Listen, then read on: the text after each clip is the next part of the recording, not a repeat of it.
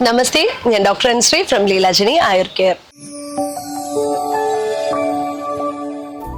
ഓണം ഇങ്ങെത്തിക്കഴിഞ്ഞ് ഓണം എന്ന് പറയുമ്പോൾ ആദ്യം ഓർമ്മ വരുന്നത് ഓണസദ്യ തന്നെയാണ്. ഓണസദ്യ എന്ന് പറയുന്നത് ഒരു കംപ്ലീറ്റ് ഹെൽത്ത് മീലാണ്.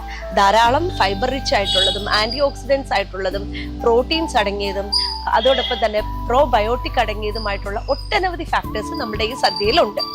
ആയുർവേദത്തില് 6 രസങ്ങളെ പറ്റിയാണ് പറയുന്നത്. മധുര, അമ്ല, ലവണ, കടു, തിക്ത, കഷായ. സോ ഈ 6 രസങ്ങളും ഒത്തിണങ്ങിയ ഒരു കംപ്ലീറ്റ് ആയിട്ടുള്ള ഫുഡും കൂടെയാണ് സദ്യ.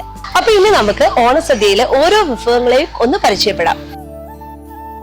സദ്യയിൽ ആദ്യം കഴിക്കുന്നത് കായ വറുത്തതും ശർക്കര വരട്ടിയും ആണ്. ഇതെന്ന് പറയുമ്പം നമുക്ക് പ്രോട്ടീനാൽ സമ്പുഷ്ടമാണ്. പിന്നെ ആയുർവേദത്തിന്റെ ഒരു രീതിയിൽ പറഞ്ഞു കഴിഞ്ഞാൽ അധികമായിട്ട് വറുത്തത് നമുക്ക് കഴിച്ചുകൂടാ. അതുകൊണ്ട് തന്നെയാണ് ചെറിയ 1-2 ചിപ്സിൽ ഇത് ഒതുക്കുന്നത്. അടുത്തതെന്ന് പറയുമ്പോൾ ശർക്കര വരട്ടി. ശർക്കര വരട്ടി എന്ന് പറയുമ്പോഴത്തേക്ക് പ്രോട്ടീനാണ്. അതോടൊപ്പം തന്നെ മധുരം, നമ്മുടെ രസമുകുളങ്ങളെ ഒന്ന് ഉത്തേജിപ്പിക്കാനും അതോടൊപ്പം തന്നെ ഇതിനകത്ത് അടങ്ങിയിരിക്കുന്ന ഒന്നാണ് ഡ്രൈ ജിഞ്ചർ. ഇത് നമ്മുടെ ഡൈജഷനെ ഇംപ്രൂവ് ആക്കാനും സഹായിക്കുന്നുണ്ട്. അടുത്തത് ഇഞ്ചി. ഇഞ്ചിയെ പറ്റി പറയുവാണെങ്കിൽ 101 കറിക്ക് തുല്യമാണ് ഇഞ്ചി എന്നാണ് പറയപ്പെടുന്നത്. ഇതെന്ന് പറയുമ്പോഴത്തേക്ക് നമ്മുടെ ഡൈജഷനെ ത്വരിതപ്പെടുത്തുന്നതിന് വേണ്ടിയിട്ട് ഏറ്റവും ബെസ്റ്റ് ആയിട്ടുള്ള ഒരു കറിയാണ്. അടുത്തത് നാരങ്ങ. നാരങ്ങ നമ്മൾ കൂടുതലും കഴിക്കുന്നതെന്ന് പറഞ്ഞാൽ പായസം കഴിക്കുന്ന സമയത്താണ്.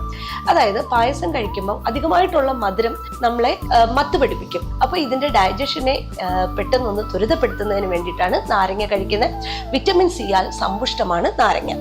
അടുത്തതെന്ന് പറയുന്നത് മാങ്ങ അച്ചാർ. അപ്പൊ ഈ മാങ്ങ അച്ചാർ ഇല്ലാതെ എന്തോണം അല്ലേ? അപ്പൊ ഇതിനകത്ത് ഹൈ ഫൈബർ റിച്ച് ആണ്. അതോടൊപ്പം തന്നെ പുളിപ്പും ഒക്കെ ഉള്ള ഒന്നാണ്, ഡൈജഷനെ സഹായിക്കുന്നു.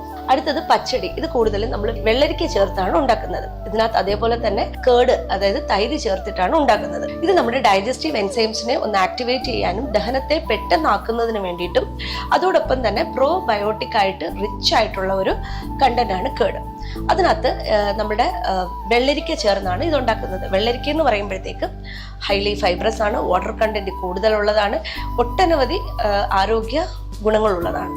അടുത്തത് തോരൻ. തോരൻ എന്ന് പറയുമ്പോൾ നമ്മളിവിടെ ഇലക്കറികൾ കൊണ്ടുള്ള തോരനാണ് ഉണ്ടാക്കിയിരിക്കുന്നത്.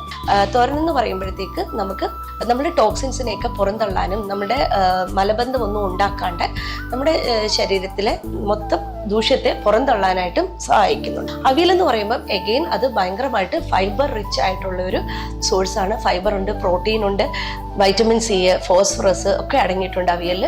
ഇത് നമ്മുടെ അമിതമായിട്ടുള്ള വണ്ണത്തെയൊക്കെ കുറയ്ക്കാനായിട്ട് നല്ലതാണ്. പിന്നെ വീണ്ടും നമ്മളൊരു മധുരപ്പച്ചടി വെച്ചിട്ടുണ്ട്. മധുരപ്പച്ചടിയും എഗെയിൻ നമ്മൾ പ്രോബയോട്ടിക് റിച്ച് ആണ്, ദഹനത്തെ ത്വരിതപ്പെടുത്തുന്നതിനും നമ്മുടെ പിത്തത്തെയൊക്കെ ഒന്ന് ആക്റ്റീവ് ആക്കി ഡൈജഷനെ ഫാസ്റ്റർ ആക്കാനായിട്ട് സഹായിക്കുന്നു. അടുത്തത് തീയലാണ്. തീയൽ എന്ന് പറയുമ്പോഴത്തേക്ക് ഹൈ ഫൈബർ ആണ്. അതോടൊപ്പം തന്നെ പാവയ്ക്കയും കൂടെ ചേർന്നിട്ടുണ്ടായതുകൊണ്ട് രസ, അമ്ല, ലവണ, കടു, തിക്ത, കഷായം എല്ലാം ചേർന്ന 6 രസങ്ങൾ അടങ്ങിയ ഒരു വിഭവമാണിത്. അടുത്തതെന്ന് പറയുമ്പോഴത്തേക്ക് കൂട്ടുകറിയാണ്. കൂട്ടുകറിയിൽ ചില സ്ഥലങ്ങളിൽ ഉഴുന്ന് വടയും കൂടെ കൂട്ടിച്ചേർത്താണ് ഉണ്ടാക്കുന്നത്. ഇത് പ്രോട്ടീനാൽ സമ്പുഷ്ടമാണ്. അടുത്തത് പച്ചടിയാണ്. അതും ഈ പറയുന്ന കണക്ക് പ്രോബയോട്ടിക് റിച്ച് ആണ്, മധുരം അടങ്ങിയിട്ടുണ്ട്, പുളി അടങ്ങിയിട്ടുണ്ട്. അപ്പം ഇത് നമ്മുടെ ഡൈജഷനെ മെച്ചപ്പെടുത്തുന്നുണ്ട്. സദ്യയിൽ ആദ്യം നമ്മൾ കഴിക്കുന്നതെന്ന് വെച്ച് കഴിഞ്ഞാൽ പരിപ്പാണ് കഴിക്കുന്നത്. പരിപ്പ് ചേർത്താണ് ചോറ് കഴിക്കുന്നത്. അതിൽ അല്പം നെയ്യും കൂടെ ഒഴിച്ച് പപ്പടവും ചേർത്ത് മിക്സ് ചെയ്തിട്ടാണ് നമ്മൾ സദ്യ കഴിക്കുന്നത്. പരിപ്പ് എന്ന് പറയുമ്പോൾ പ്രോട്ടീനാൽ റിച്ച് ആണ്. അതോടൊപ്പം തന്നെ നമ്മളുടെ ഒരു ദിവസത്തേക്കുള്ള പൂർണ്ണ ആരോഗ്യം നമുക്ക് അതിൽ നിന്ന് കിട്ടുന്നുണ്ട്. അടുത്തത് സാമ്പാറാണ്. സാമ്പാറിൽ ഈ പറയുന്ന കണക്ക് ഒട്ടനവധി മസാലാസ് ഒക്കെ ചേർന്നതാണ്. ഇത് നമ്മുടെ ഡൈജഷനെ ഇമ്പ്രൂവ് ചെയ്യാനും നമ്മുടെ പിത്തത്തെയൊക്കെ ഒന്ന് ആക്റ്റീവ് ചെയ്യാനും ഒപ്പം നമ്മുടെ വാദത്തെ ആക്റ്റീവ് ചെയ്യാനും ഒക്കെ സഹായിക്കുന്നു.